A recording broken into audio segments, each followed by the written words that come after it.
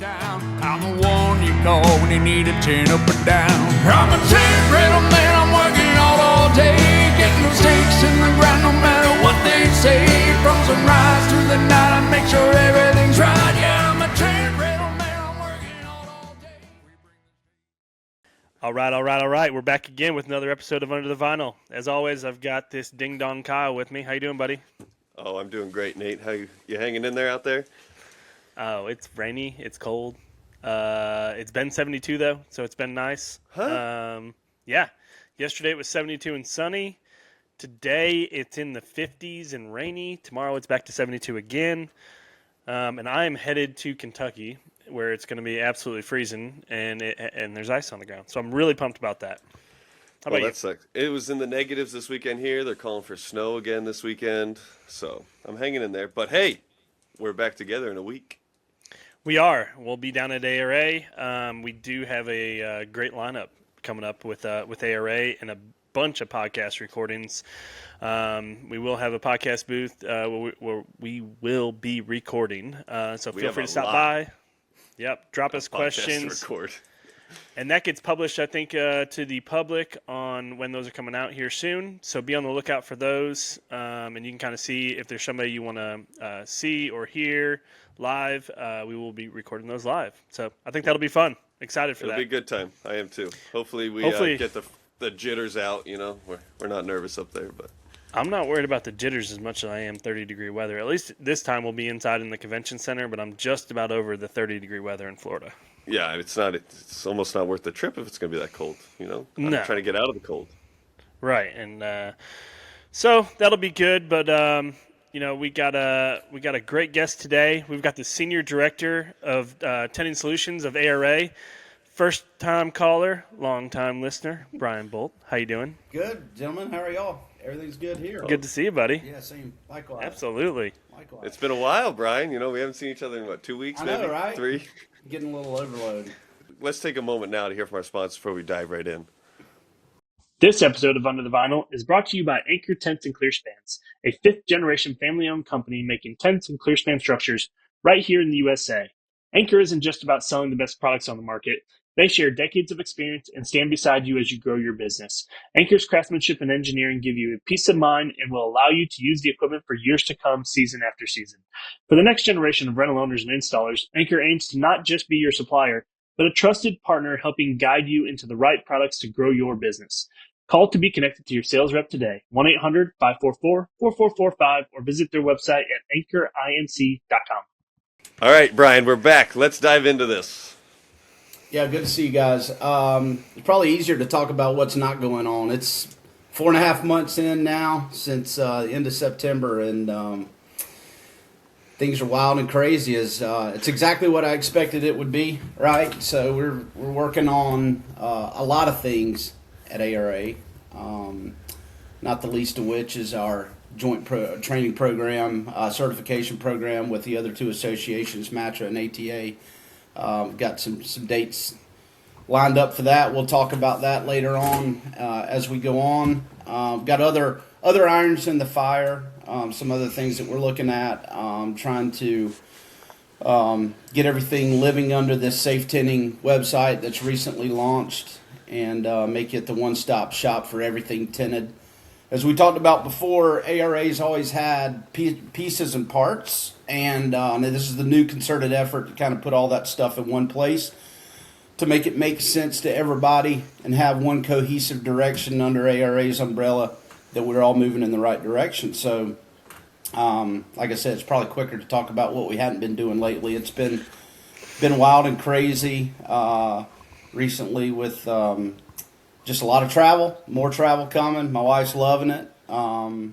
You and me both. And it's good to see a cohesive group come together and finally step up and want to be better for the industry as a whole. Yeah, and like that's our number one goal, Nate, is to elevate the tent installer as a profession, right? Everybody's got so much trouble keeping labor, bringing in, cultivating their labor force. That's always the number one challenge, but of all the different tent rental companies that we've talked to over the years is bringing in and maintaining labor. So that effort, the effort afoot right now is to elevate that in the eyes of the world and the industry, as far as making the tent installer equivalent profession like a plumber or electrician is what we typically equate it to. Because it's essentially construction work, but we don't have to reiterate here. We talk about it all the time.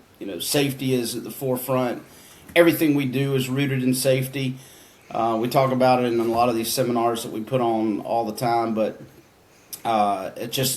everything is rooted in safety. And I always say when the news crews show up, they're not coming to pat you on the back, right? So yeah, I mean, my favorite part about all the stuff that is getting worked on is now there's something to hold people's feet to the fire.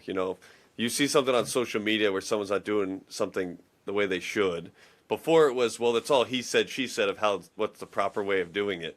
Well, now this is how it is supposed to be done. Yep. So it adds a sense of you can kind of hold them accountable to what they should be doing. You can't act like you didn't know. Yeah, and it feels like a legitimate industry at this point with doing this. You talk about just the classes and going through everything. It feels, and it is, an apprenticeship style program to get you to a master tenor, right?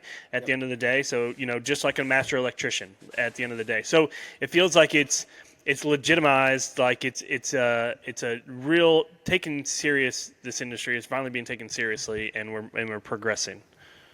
Yeah, and and to your point, I think we're doing a better job of holding each other accountable. There's some good information. There's not some not so great information. There's actually seems to be more people willing to police that, not just in online social media groups, but now we're giving people tools, actual physical tools to do the job that they didn't have before. Right now, there's science backing what we do that we didn't have before. We also talk about, when we go into the certification program, the hierarchy of controls, and everybody wants to talk about PPE. PPE is actually the last line of defense.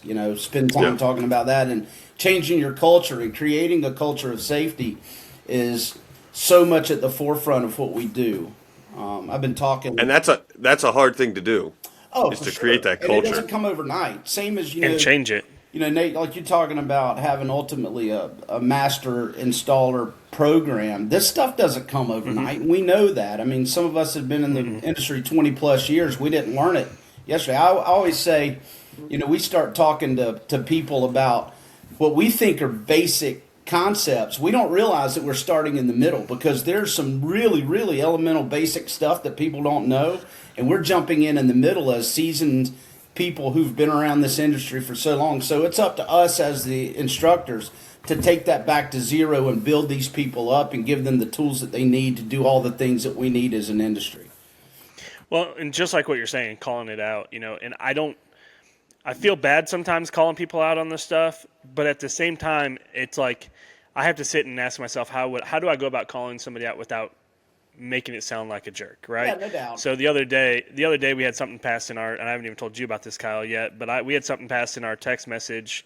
It was a picture of a company that was looking pretty unsafe, but they put it on their Instagram, and they were really proud of what they were doing. So I had to go about it in the right way and just say, hey, I love what you're doing. Your page looks great, but also, hey, you might not want to post that picture of that, and by the way, you might want to do this.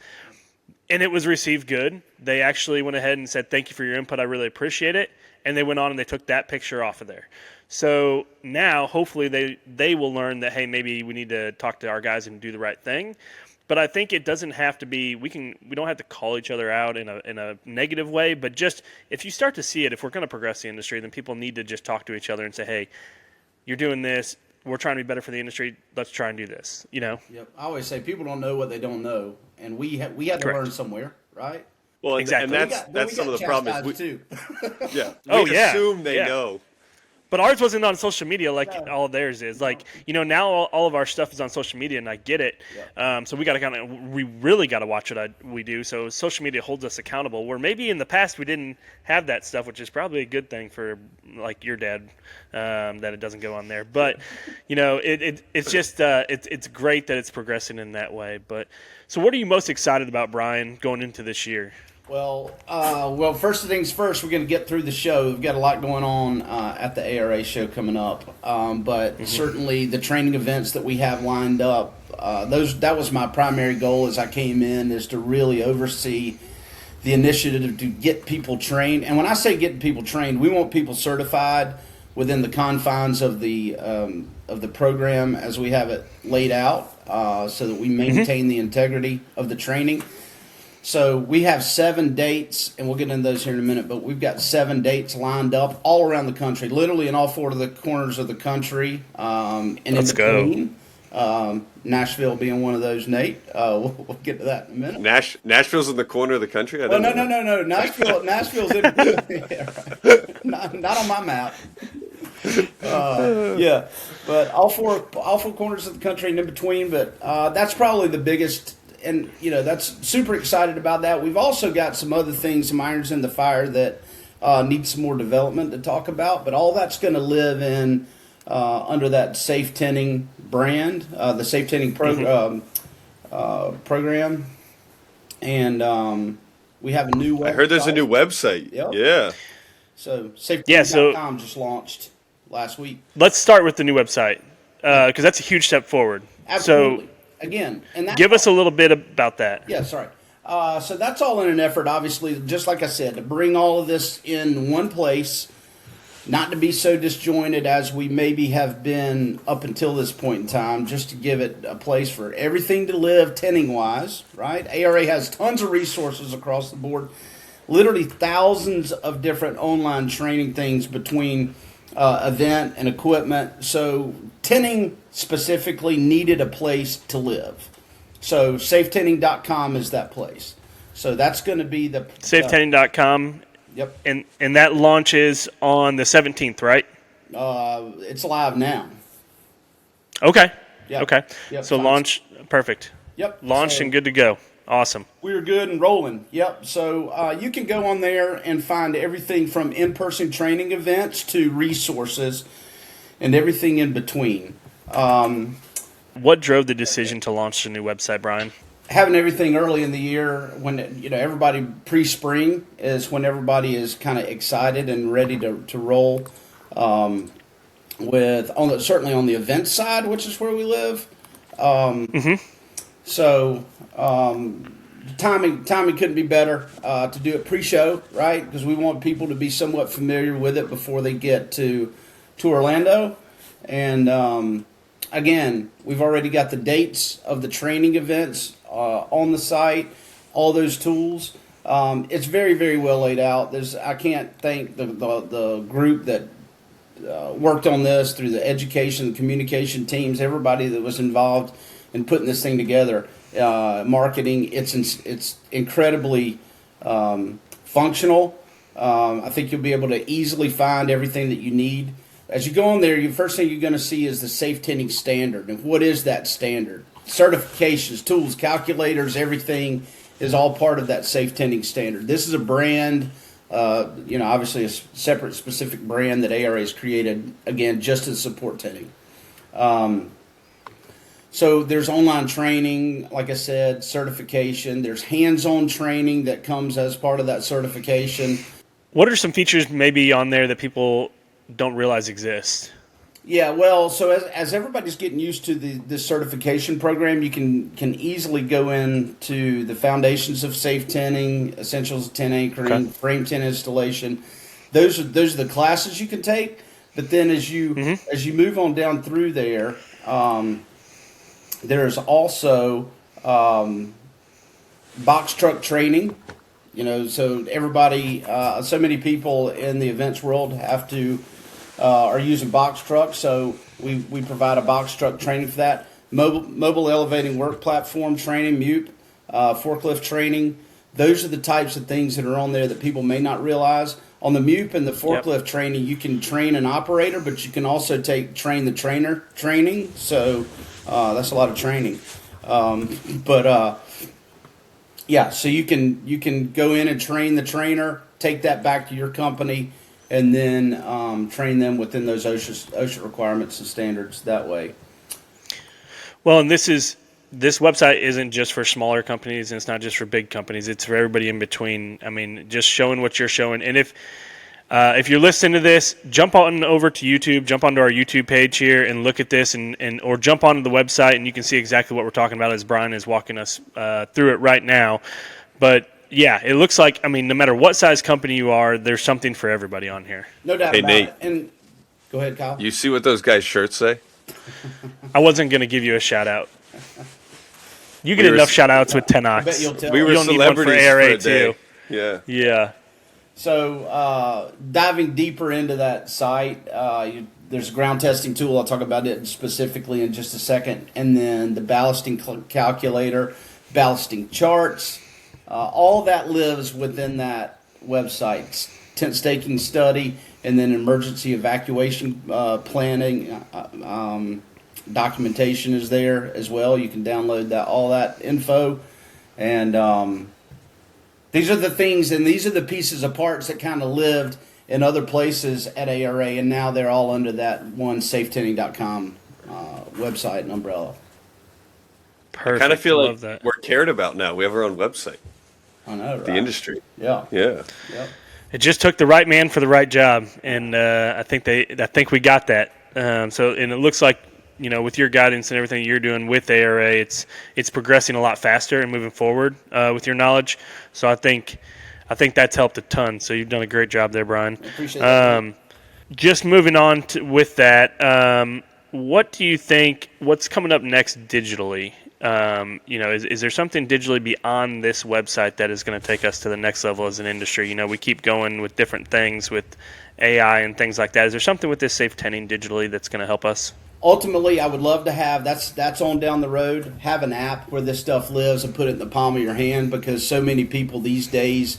I don't have to tell you. There's so much of this stuff that happens in the field. It's great to plan ahead, but it doesn't always go that way. So, how often do you need access to these things real time?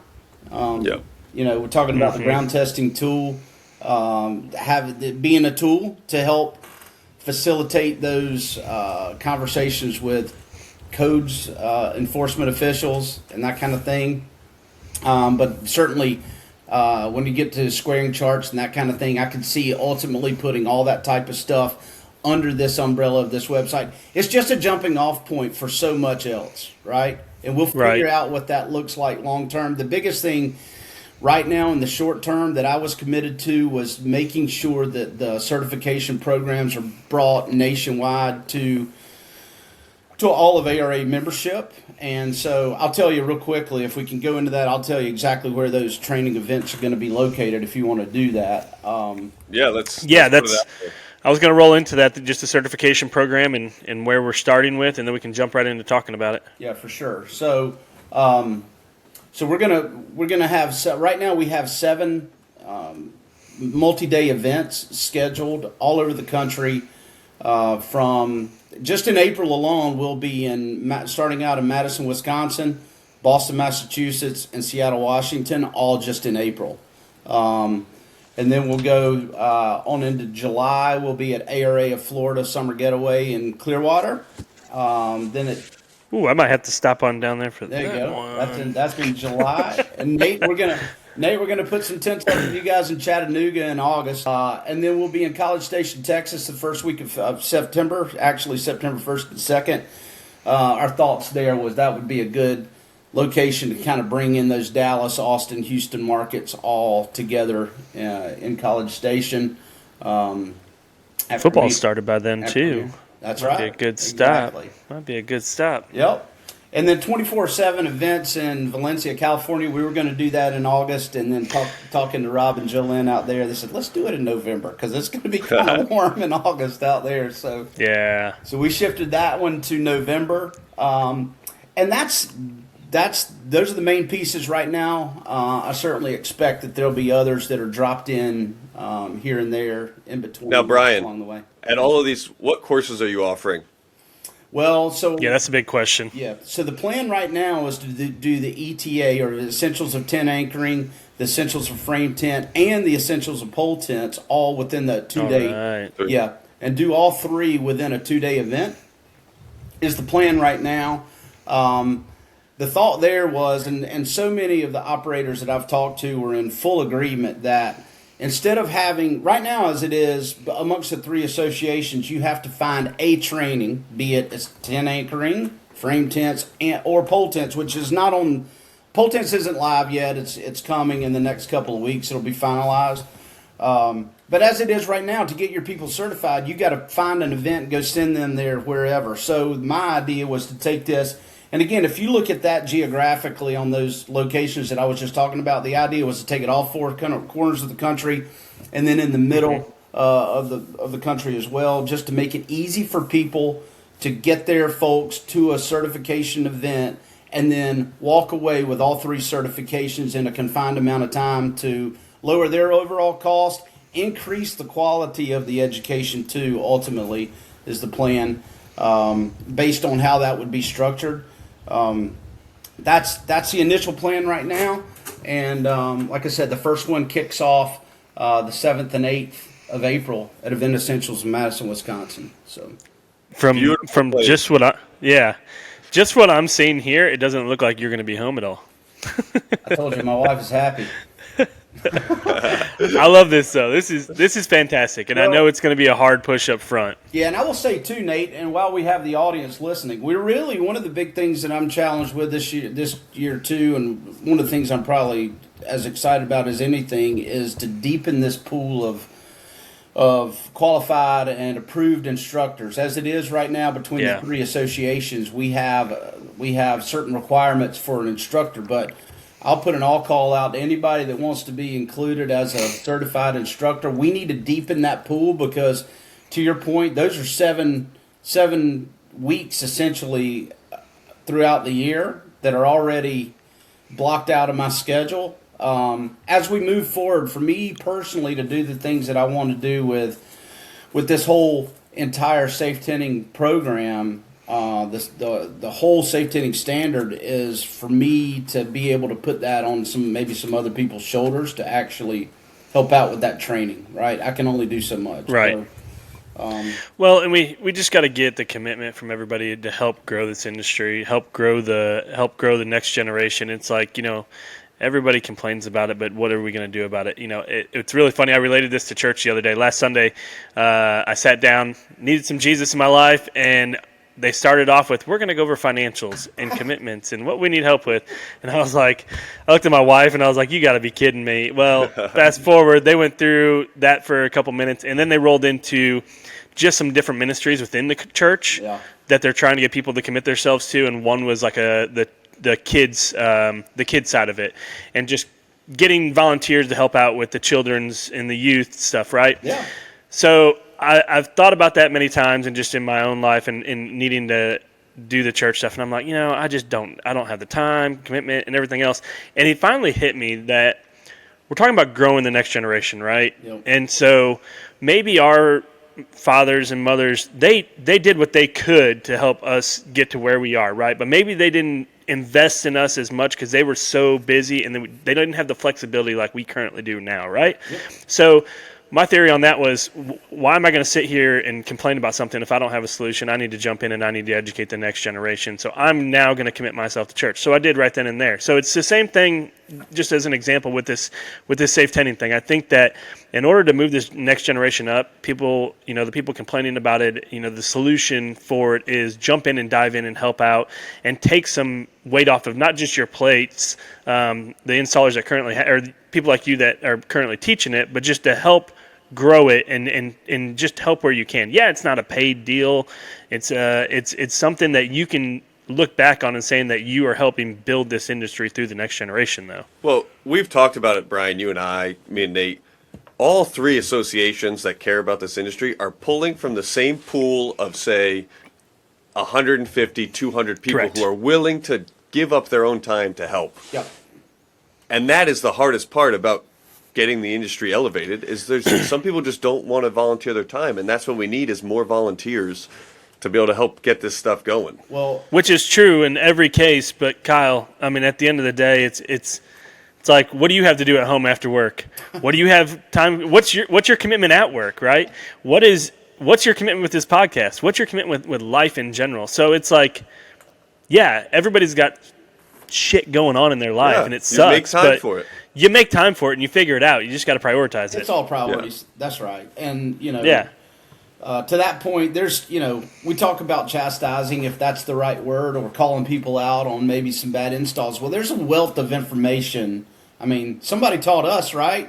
So those people aren't all out of the industry. Some have moved on, retired, etc. But there's a wealth of information. Some should around. retire. What's that?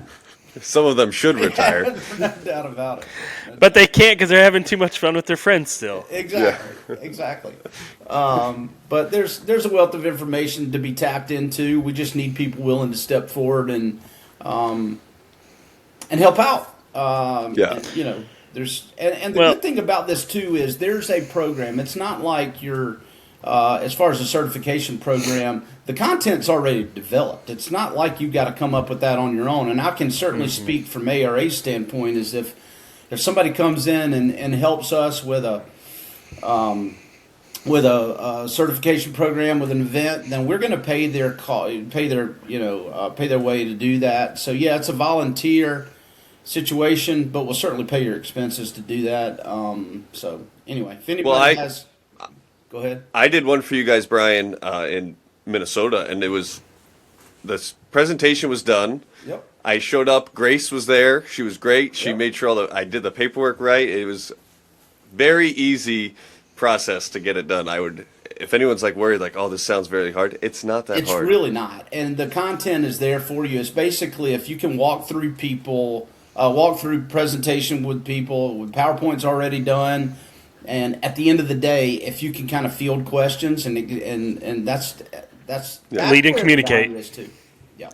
Yeah, just leading and communicating. No doubt about it. So, I mean, that kind of tells us about the installers and what this is geared towards. But let's also talk about the insurance and liability, and what that does for your company as a whole. Not just for the people that are going to be out on site, but for the owners, managers, things like that. I mean, as far as the safety standard, this should help all the way around from insurance and liability and things like that moving forward. It certainly can't hurt. I'm waiting to the point that insurance really kind of gets involved because it's got to mitigate some risk, I would think.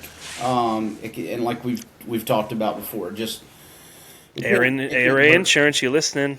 That's right. Well, but even Nate, even if insurance companies decide they're not going to do anything, if we're properly training our guys, our workers' comp claim should, in theory, go down. They have to. Correct. Exactly. Yeah. It's no different than your safe driving that you hear on TV all the time. I mean, if you do this for safe driving, yada yada. And so it's I feel like it's the same situation here with insurance. Yep. I'd hate to. I just laugh about when we send stuff in the group text of people doing crazy things, and I always write, "I'd hate to be their insurance company." Yeah, but that's why you politely have a talk with them to explain it to them, so that way their insurer or OSHA or somebody randomly doesn't look at their website and then jump over to their job site. So maybe we just save them an OSHA thing. Also, I feel like with that, you're gaining customer trust at the end of the day. When you show up looking the part and you have the knowledge of the job site and everything, it's a totally different mindset from your customer as well. Well, it could be a sales tactic, honestly. Hey, we're a little bit more expensive, but our guys are certified tent installers. We can prove that to you. Yep. You can post it on the website. You can put their pictures up, your certifications on the wall.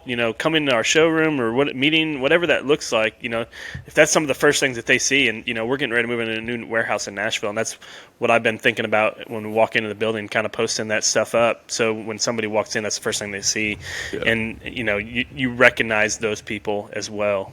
I have talked to people that have to talk to the codes officials as they deal with their permitting processes, etc. Over time, and the old way was to try to stay as far from a codes official as you could, right? But now we have embraced that to the point that we are actively being involved, and personally I'm involved in the Event Safety Working Group, which is ultimately creating the ANSI standards, which then will become code. So we're actively involved in that. But as far as the operators and the business owners, they are very involved in that, and to the point that I've talked to multiple who have said that they've had these conversations with codes officials and said, "Hey, we are undergoing a certification program for our people right now," and that only helps to facilitate those discussions with those codes guys and drop those defenses and make it a lot more. Make them understand that this is a viable industry. We're all in it together. We're trying to make sure that we do everything to mitigate risk. We have gotten work from the code official. They have told customers, hey, you should call L&A. There you go. Because they know that we're willing to work with them. We'll go on site and say, okay, hey, this is what the client wants. Yep. Tell me Right. how you want me to do this before we even start. And just having that working relationship, they've recommended us to other people because they go, yeah, L&A is going to do the right thing. They're going to make sure they get the permits correct. And that is such a great benefit, is having them on your side and not working against you. No doubt about it. And I think that's another benefit of belonging to an association like ARA is you get the access to those tools. You get the things that help you run a viable business that way. Yeah. Absolutely. Yep. Well, let's transition over into the ARA show here. That's right around the corner. And what people can kind of expect from you guys at the ARA show, Bryan. Yeah, great. We have booth number 3230 right on the main events floor. ARA's booth between the main ARA booth, insurance, and then the events booth, which is going to be Safe Tinting branded. You'll see that. We're all right there together. We've had a lot to say about how the booth was laid out. One of the things we're going to have is actually a box of dirt in the booth where we'll be testing and demoing this ground testing tool. Some folks have heard of us talking about it. I'm going to talk about it for just a minute. But this ground testing tool is the first tool of its type in the industry that will quantify soil capacity, right? So in the past, the only way that we had to evaluate soil capacity was take a stake, drive it into the ground some amount, mark the length of that stake, take, as they say, air quotes, an average blow with a 16-pound hammer, which is what does that mean, right? And then remeasure, and that will ultimately give you some idea of soil holding capacity. Well, and Clemson was involved in that staking study a long time ago, Clemson University. So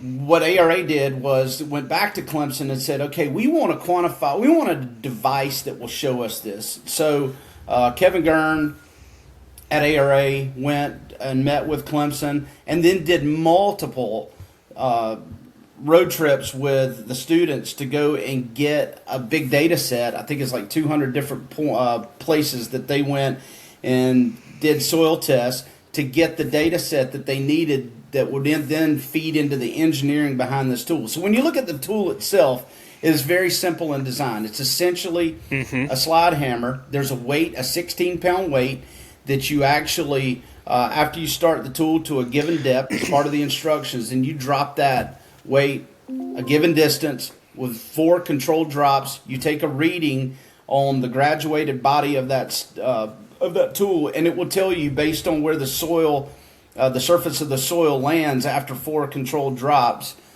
what your holding capacity is, and there's all the engineering behind that. So we're going to be demoing that tool at the show. So yeah, you'll be able to see it firsthand. You'll be able to demo it yourself if you'd like to do that. We can talk about it. So anyway, that's the first tool of its type that will quantify soil holding capacity. I've talked to a couple of people across the industry who have made some version of this of their own over the years, but there's no science to back that up, right? They can just show that this is really kind of stiff soil, or this is not. We're actually putting numbers to that, and it's in the it's in the manual on what those actual numbers are. So. Well, and I feel like this will progress as well with this tool. So this tool will be the start, but I feel like there's going to be different variations of this tool eventually, and how the science and how this keeps going forward as well. I had an engineer on a large music festival we were doing come up to me and ask, "Do you know what the holding power is in this field?" And I said, "Oh, actually, let me go to my truck. I can give you all the stuff." I pulled this thing out. We did the test at like 4 different points around the field, and he's like, "Oh, that works for me." Yep. I did all the paperwork. I handed it to him, and he signed off, and he goes, "I wish every company could just pull this out every time I ask. He's like, I go to some of these cities and they're like, yeah, it's holding. They can go through the website and buy those tools. Yeah, we have quite a few customers that we deal with that we have to do the holding power for. Yeah. So it's something that we've been trying to implement more now, just outside those customers, and implement having a salesperson actually take this tool every time they go out. So What were you using before, Nate? that's a Mincer question. Were you doing old school with the one that's going and testing dynamometer? Yes. Tow truck and a Yep. dynamometer, things like that. Yeah. Yeah. Yeah, and so he's been doing that for quite some time. But now with this new tool, we've been trying to implement it. You know, Mike has talked to us about getting each salesperson to take it out with them and making it the standard. That way, you have something to rely back on. If there was, God forbid, an insurance, something popped up for insurance, you can say that, hey, I did my due diligence. I checked this. This is what it was. Just to your point, Kyle. Now, the conditions are going to change, right, Brian? I mean, I put a tent up today. It pours 3 inches of rain tonight. Yeah, things do change, but at least you can show, like Nate's saying, you did your due diligence at the time of install or site visit, etc. Yeah, that leads into what I was going to say about the two biggest things about this tool is, number one, there's science to back it up, which is critical. So if there's not the science, then that would be a ding in its credibility. But there's science and engineering to back up the data that created these graduations for the tool and everything about it. And then the other thing is, it's only good if you document it, right? So you can go out there and take all the soil samples you want, but unless you document that, and then we recommend as part of our training that people do a site survey, right? So there's no reason that couldn't live with the site survey, be filed away, and should be there for everybody within your organization to be able to go back to and defend how that tent was installed. Yeah. Yep. And in my mind, I go to eventually this is going to have something digitally captured on it that it's going to go ahead and automatically put that read on a screen and then can sync to your app on your phone, and you're going to have everything there with no paperwork. Perfect world. I love it. So speaking of new digital things, I think Nate just answered that himself. So Yeah. Yeah. Well, Nate, when we do this, I always have someone take a video just as evidence. Absolutely. And then it's so much easier that way. You have a whole video of you actually doing the test. You're not lying. You're not. Oh yeah. Well, in the anything manual, you got. in the manual, there's actually an example showing you, as you go and do this test, and these tests take about 2 minutes apiece. It's not like it's a big cumbersome process. I would challenge that it's probably a little more simplistic and easy than even to go around and work with a dynamometer, find something to pull it out with. And this is something that you can do individually. We even talk about a bigger tent. You might want to test multiple spots within, especially like you mentioned, Kyle, a big music festival, and it's got, a big footprint. Then you may want to go and do multiple tests around. Well, that's only good if you document it. So we give you a place to do that as well, or show you how to do that. So My only complaint, Brian, is it looks like I'm carrying an assault rifle around when I carry that case around. It does. It does. it is. It's a Plano gun case that it comes in, right?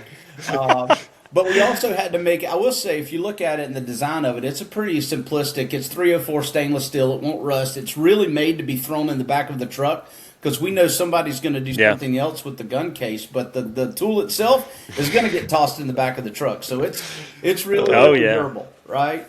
Made out of 304 stainless steel. And I will say, while I'm talking about it, it's based on a 1-inch by 40-inch stake. So if you've got some variation of your stake, then you've got to somehow interpolate that. It's different info than the output of the study was based on a 1-inch by 40 stake, which is the number one stake in the industry, right? Yeah. Well, and in theory, if you're using a bigger stake, you're getting better holding power. No doubt. Correct? Yep. I learned that in my essentials of safe tent anchoring. And if you're using smaller stakes, maybe you shouldn't, right? Yeah, exactly. Absolutely. Yep. So, Brian, who do you want to be stopping by your booth to check this out? Is it you want managers? You looking for owners? You looking for everybody in between? No, I want to talk to everybody, and that's the easy answer. But we always love talking to installers because we want to talk about the certification programs and what that's going to do. We also want to talk to the business owners. I want to hear from both about the things that are causing you problems because the way I look at it as an association, that's what we are here to do, is to field the pain points from membership and even associate members. If there are associate members on the floor and they want to see certain things at ARA tending wise, bring them to me, and that's what I'm here to do, is to field all that from everybody. I love, I got soon to be 22 years in this of talking to everybody. We made my career on training the installers, certainly selling tents for a manufacturer, did that for a long time, and I love talking to all points in between, top to bottom. Yeah. Absolutely. I'm really excited about seeing this booth. Yeah, that's what I was just going to say. I think I'm most excited about seeing this dirt and how this thing is used in this dirt in this booth. It's going to be fun. One thing we didn't talk about is we will be giving away a tool there. We have a game of chance, if you will, that I'll leave some to surprise on that. But come see us. Okay. 3230 right on the show floor. We'll be there. There'll be 4 of us manning that booth and ready to mash the gas. And just stop in and see Bryan Bolt. You're guaranteed to laugh about something. Yeah, Brian's a good talk and a good laugh every time. But Bryan, before we wrap up here, I've got a couple rapid fire questions for you. Oh boy. What's one thing rental companies should focus on this year? Training. And the biggest opportunity. Train your people. I can go as deep into that as you want, but train your people. Yeah. It takes a lot of pain away. And the biggest opportunity in the industry right now. Ooh, that's a good one. Biggest opportunity would be. I need to think on that one, Nate. I love these when you training. We have all this stuff at our fingertips, Nate. Use it. Yeah, training again. I think the biggest opportunity is just for the growth of the industry for me. That's what I see. I think a big thing is also going to be in certification, but not necessarily the people. We'll talk about that later. Oh, I love it. Keeps them wondering. Yeah. Cliffhanger at the end here. Yeah. Advice to young installers entering the industry. Listen to the people around you, but not everybody.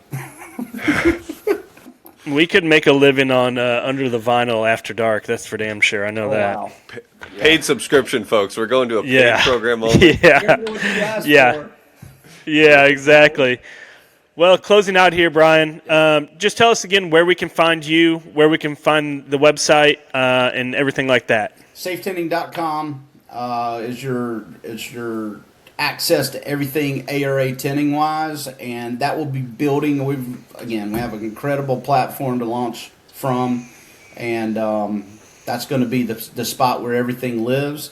You can find me at brian.bolt@ararental.org in an email. And we'll be at the ARA show, booth number 3230, right on the, I think maybe one little block off the main thoroughfare. But I think this is my 22nd ARA show coming up. So, But first in a new booth. Oh, yeah. Yep, no doubt. First in a new booth. Yep. Still there. I love it. Yep. Well, Bryan, we appreciate you coming in today and just sharing with us everything you got going on. I know it's exciting for me. I love it. I love seeing it, the different things that's coming our way. Couldn't have picked a better person to head this up and spearhead this. Sorry to your wife for all the travel, but we are thankful for you, and it will pay off in the end. So thank you again. Thank you, Nate. Thank you, Kyle. I'm going to take her with me as much as she can. She's a teacher, so more so in the summer. But, yep. All right. Yes, sir. Well, this has been another episode of Under the Vinyl, a rental management media podcast.